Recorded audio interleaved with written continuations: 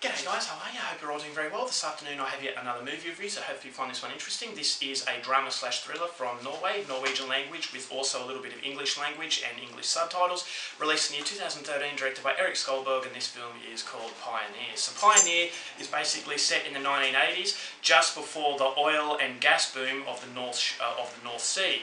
So basically, large deposits of gas and oil have been discovered in the North Sea, and what they're going to do is build a pipeline in order to deposit this gas and oil on shore. So in order to do that, they're going to have to go 300 metres or 500 metres below the surface, and they're going to have to repair this tunnel sort of thing.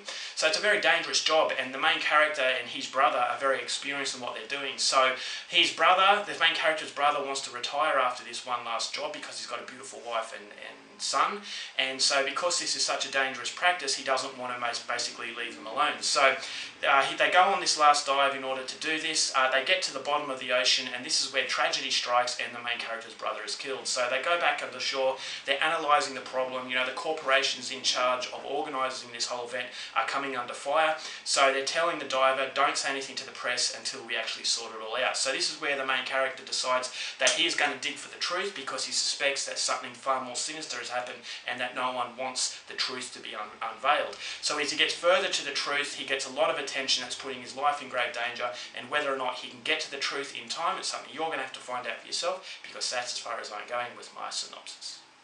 Now my thoughts on Pioneer. This was a very interesting film, and I actually thought it was a film that was very well shot. It's a beautiful looking film, and I thought it was a movie full of suspense whenever there was diving sequences, and also the simulation sequences in the pressure cookers. Basically the pressure is being turned down or turned up to simulate what it would be like 300 metres below the surface. And I actually thought that created a lot of tension, and it was by far the best part of the film, in that what these people had to go through, and what people have to go through in order to get down that deep, and how it's kind of like a completely different world. It almost felt like these guys were in space and that they were chartering foreign land, and basically it just shows you how big the ocean is.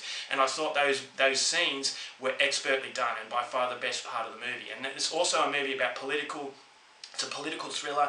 It's a movie about, the Americans in collaboration with the Norwegians, and how much power you can get as a result of money. If the Norwegians pulled this off, they were going to be the richest nation in the world, and it does show you sort of interests within the political sort of aspect of it. And so that combined to make it a very interesting saga as well. And I actually thought it was very authentic in basically starting the 1980s. And this is an area of history that I wasn't really that familiar with. The oil boom in the North Shore, and how it was deposited, and the cutthroat sort of industry it was in order to get to the oil. So it's basically whoever got to the oil first was basically going to be rich, and it was kind of like a rivalry between the Norwegians and the Americans. And although they were on the same team, it also felt like they were fighting each other in order to get the recognition that they so sorely wanted. So this main character, played by Aksel Hennie, he's a very good actor. He was also in Headhunters. He plays a good role in this film. He is the loving brother of the guy who just died. I thought the guy who died, it was very generic in the way it was done. I knew exactly what was going to happen to this guy before it even happened, because it was kind of melodramatic. He was saying how much he loved his wife and all that kind of stuff. So it kind of felt Hollywood in that area. But I thought Aksel Hennie, he did a good job. But unfortunately that character wasn't as developed as I'd like him to be. He still felt very stale to me. Although he was interesting and he was trying to get to the truth about this thing, I thought that his character was still, it had potential to be developed into a character you seriously cared for, but you don't really care for him. If he died, you wouldn't really feel that sort of sudden sense of loss. And that's ultimately what the film's biggest problem is that it's not that much in depth. It is very interesting on the surface. It is absolutely beautiful shot, especially in the water scenes, underneath the water on the ocean floor. I thought it was very eerie, and it just created a strong sense of suspense. The suspense was coming from scenes that you wouldn't normally associate suspense with. Basically the simulator scenes, they're on shore, but the scenes inside the pressure cooker, basically they're turning up the pressure, and you can actually feel the discomfort that these characters were feeling. And there were some very surreal scenes in there as well, which I thought were very good, because it showed you just how dangerous this job was. And I thought the danger translated very well, and it actually gave you that sense discomfort, and you actually thought that yes, this is a very dangerous job. But as I said, unfortunately the characters weren't really gone into enough, and the scenes outside the ocean, I thought it just wasn't that great as a thriller. You kind of sensed that this guy was in danger when he was getting closer to the truth, but you never really thought he was in as much danger as the movie wanted to portray it. So you've got the villain, or the supposed villains, I thought were a little bit bland. Ansel Hammy's character, although he does a great job, his character was still a little bit bland, and you just don't really care for him getting to the truth. Whether or not he finds out what really happened, you just don't really care, because that sort of storytelling wasn't quite as strong as it probably should have been.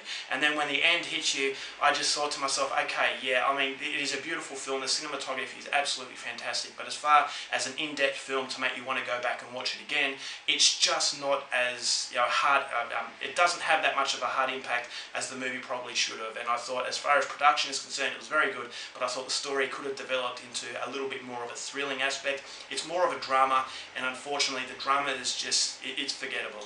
So in the end, what you get is a Norwegian film that is very good to look at, high production value, but unfortunately it just lacks that memorable quality because the story isn't as developed as it probably should have been. So it's a political thriller. If you like these kind of things, then I would say check it out. It is interesting in its concept and what it tries to do, but unfortunately it's just not executed to the levels that it probably should have been. So not one of the more memorable Norwegian films, but still a movie I would recommend, based solely on the fact that the underwater scenes are absolutely fantastic. So overall, for Pioneer, going to give it 3 stars. Go out there and see it. Alright guys, that's my review. Hope you enjoyed it. So next time, keep watching movies, and I'll see you later.